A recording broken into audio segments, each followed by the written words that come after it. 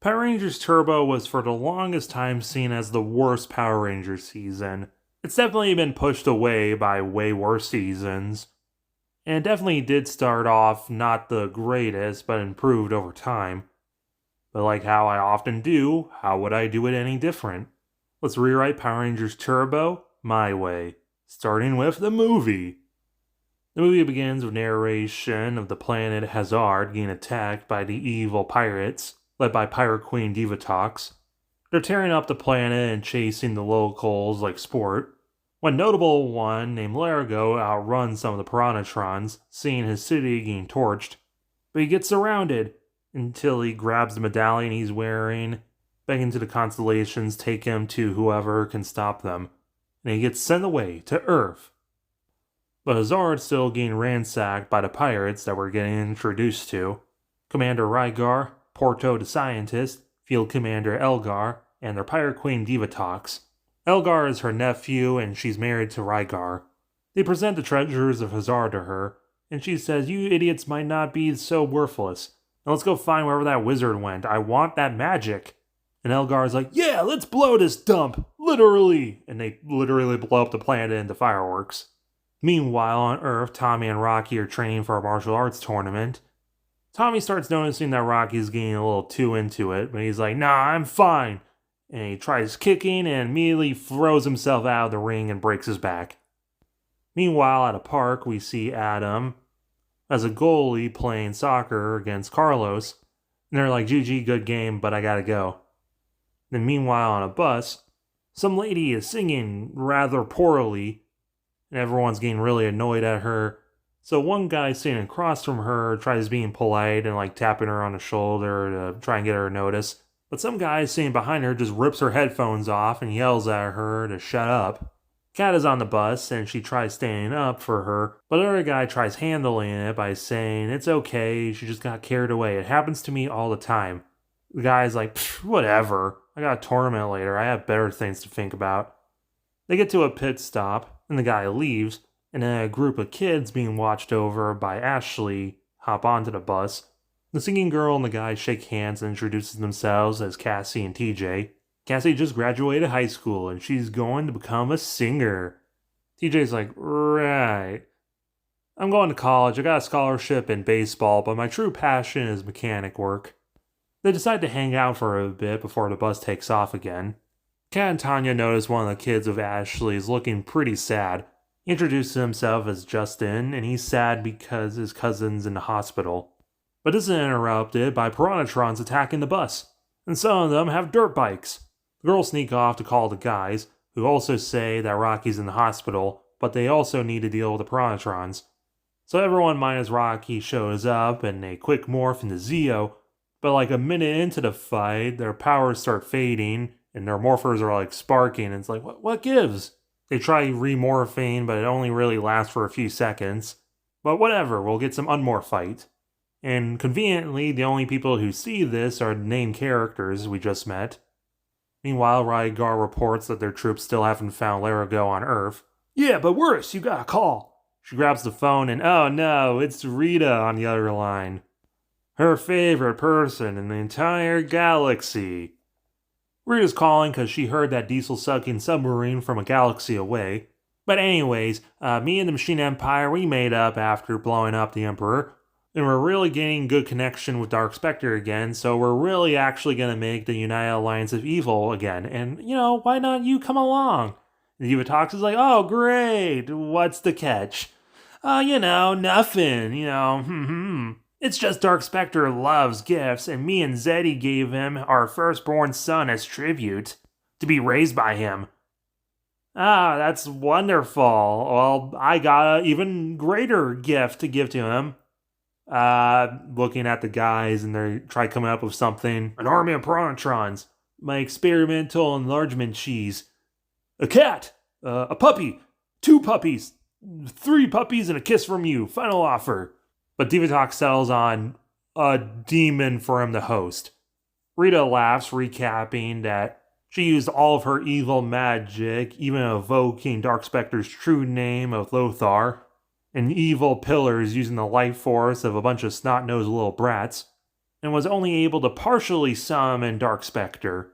He was able to take a host, but the Power Rangers destroyed the monster, trapping Dark Spectre back in the underworld. Yeah, well, I'm gonna sacrifice 5 pure-hearted people and get a even greater demon for him to host. And he's gonna love the new body so much, he's gonna shower me in gifts and marry me. And Rygar is like, well, what about me, honey? He's like, well, yeah, whatever. But the important thing to ask, how do I get rid of the Power Rangers? Meanwhile, the Rangers, TJ jumps in to fight the Piranhatrons. Ashley's hesitant but ends up helping, followed by Cassie. But this doesn't stop her from getting captured along with Tommy and Ashley, with the Piranhatrons teleporting away with them. And Tanya notices they're missing Justin. He ran off to the hospital, revealing that he's second cousins with Rocky. Rocky says he's fine. If anything, he's almost glad he got the injury and he gets to sit out for 2 months. He's just got so much on his mind lately. I got finals so I can graduate, and then this tournament, and my secret thing, and I also was going to do firefighter training eventually, but at least I can sit down and just relax for a little bit. Justin asks what that secret thing is. Rocky thinks it over and says that Justin's a smart kid. If anything happens to me, I want you to be the successor to my great responsibility. But before he can tell him that he's a Power Ranger, they hear some sounds, and he tells Justin to hide under the bed, and it's revealed to be Piranhatrons, and they grab Rocky. The rest of the Rangers teleport to the command center with TJ. Zordon and Alpha introduce himself to TJ and the audience who don't know because they're here because kids, and explain why the Zeo powers are failing is because they come from a singular crystal that was split up into 5, and they have become so powerful that the morphers can't keep up. Kat tells him the bad news that some monsters were able to kidnap some people, including Tommy. But Zordon luckily has a backup, created by Billy before his departure to Aquitar, created by him alongside another wizard from another world, Larigo, with the cool voice Lex Lang. I'm actually not joking. I'm not holding out hope that everyone will understand what I'm trying to do. To create a world of only Jujutsu sorcerers. Just testing my luck, I guess. Larigo also explains that Rygar, Porto, and Elgar used to be a gang of troublemakers until Elgar introduced Rygar to his aunt, Divatox, who whipped them into shape, becoming a well-organized pirate group that destroyed planets for fun, including Larigo's home planet of Hazar. He was able to take a little bit of energy from the Zeo crystals, as well as energy from the magical constellations of his home galaxy, the Car constellations. TJ thinks this is absolutely ridiculous, but if it means that he can rescue his friends, it's whatever. But Adam also questions who's going to take Rocky's place. Zordon reveals that Rocky was also captured, but luckily he found a replacement, teleporting Justin there. TJ questions why a child, but Alpha mentioned he's quite crafty, and being related to Rocky, he has very similar skills and mindset. So Alpha and Larigo show off the turbo shifters as well as the turbo speeders, these little go-karts that are going to plug into their new turbo Zords. Adam is not excited that he has a minivan. Larigo does not know what this minivan is, but the constellations represent different aspects of people. Adam has the sign of Desert Thunder, unorthodox but effective. Catherine has the sign of Wind Chaser, which represents emotional strength. Tanya has the sign of Dune Star, determination even in the most dire circumstance. Justin is Mountain Blaster, with great power but even greater mind. And TJ will have the sign of Red Lightning, the sign of a natural-born leader. TJ's flattered, but he promises that he'll give the power back to their friend Tommy as soon as they get him. Before this continues, alert, another attack by Piranhatrons. So it's time. Shift into turbo! Extending their keys and doing the pose.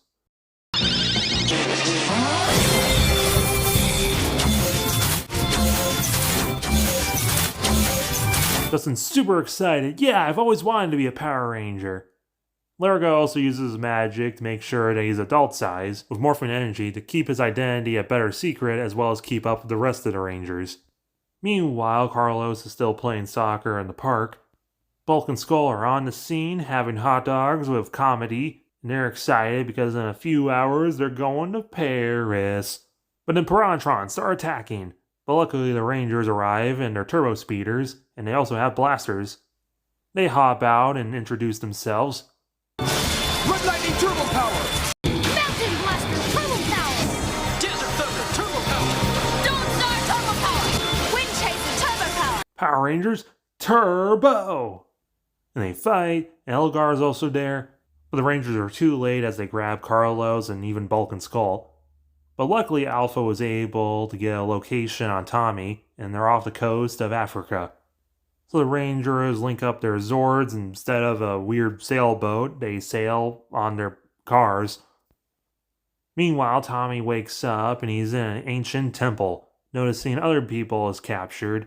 Bulk and Skull are crying because they're gonna miss their flight to Paris.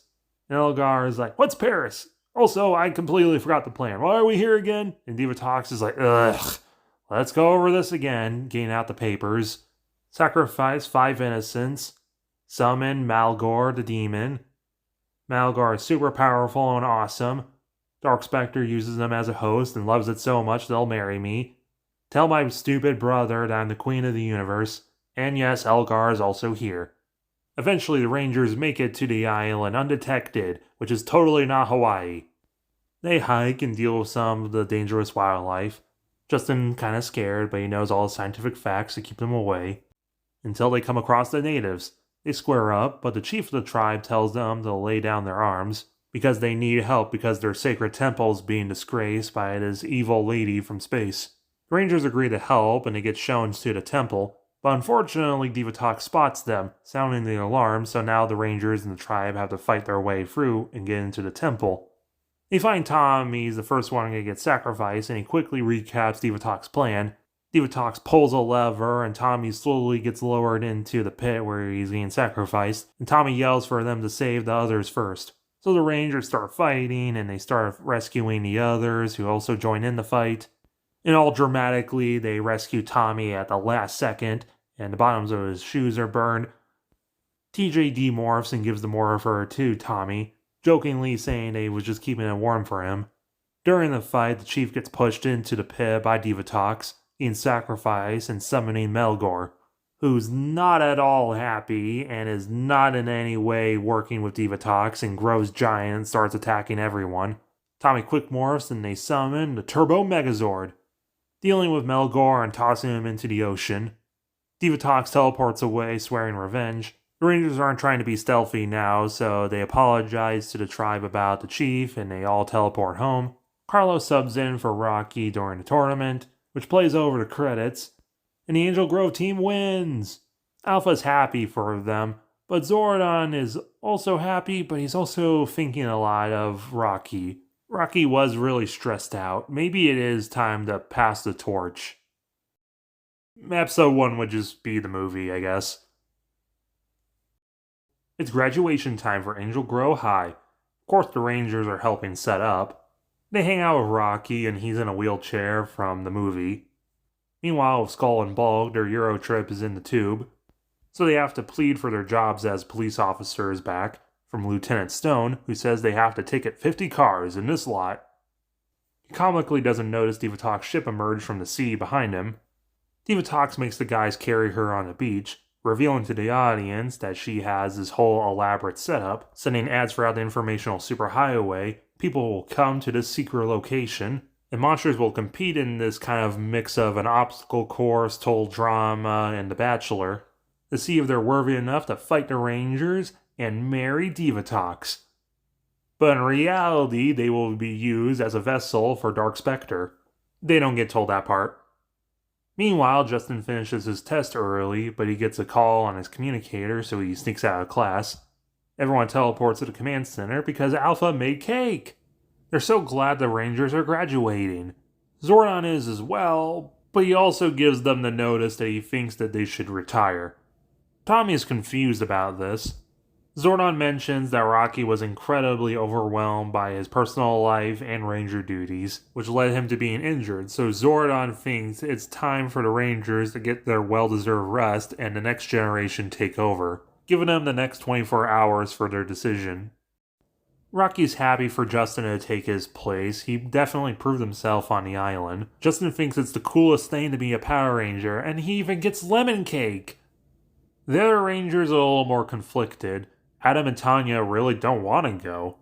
Kat thinks they served the world well. I mean, they definitely do deserve a little rest at this point. They can come back and help whenever. Tommy starts thinking, yeah, maybe you're right. We can't do this forever, and I would like to focus on myself for a while. Maybe even get a degree in archaeology. Meanwhile, Porto and Elgar are looking for another place they can ransack. Elgar thinks this planet is a total dump, even worse than the last place. I hope it blows up well. But Porto doesn't think it's all that bad. Look at all the street food they have. It's so yummy. And then he accidentally eats some of his experimental growth cheese that he brought along. And he grows giant. Elgar was supposed to be the one to test this. Meanwhile, right before the graduation, the Rangers are looking for the successors.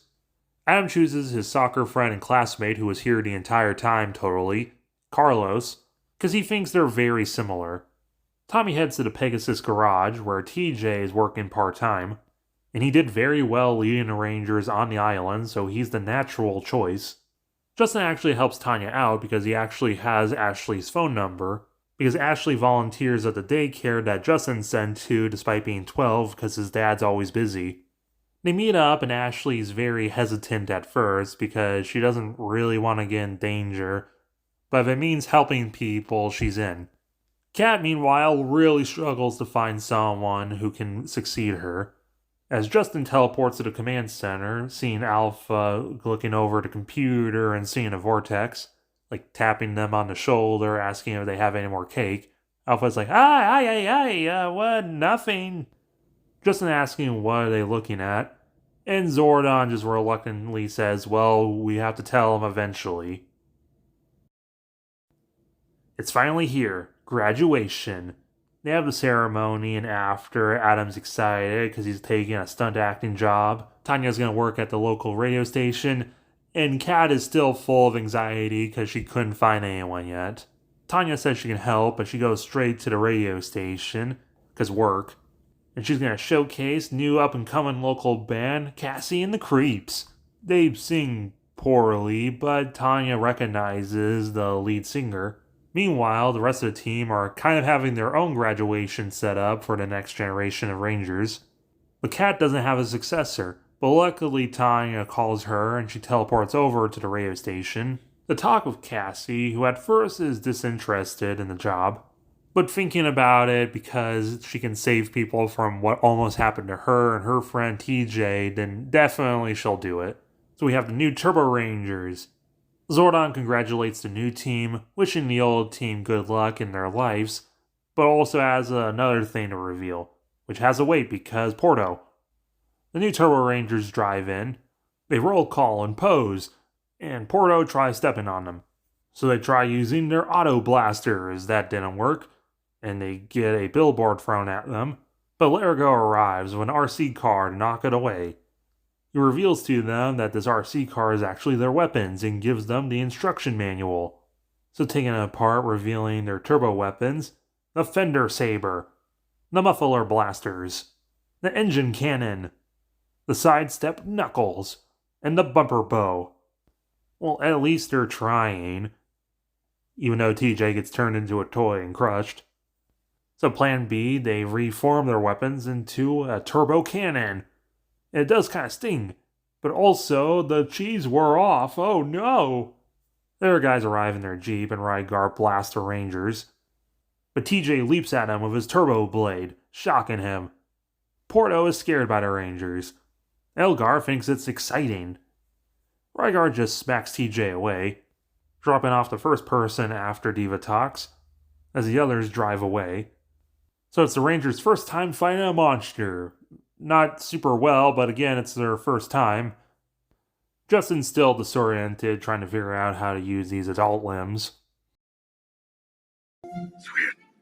Porto reports about the experimental growth cheese, and Divatox loads it into some torpedoes and fires it away at the fly, growing giant.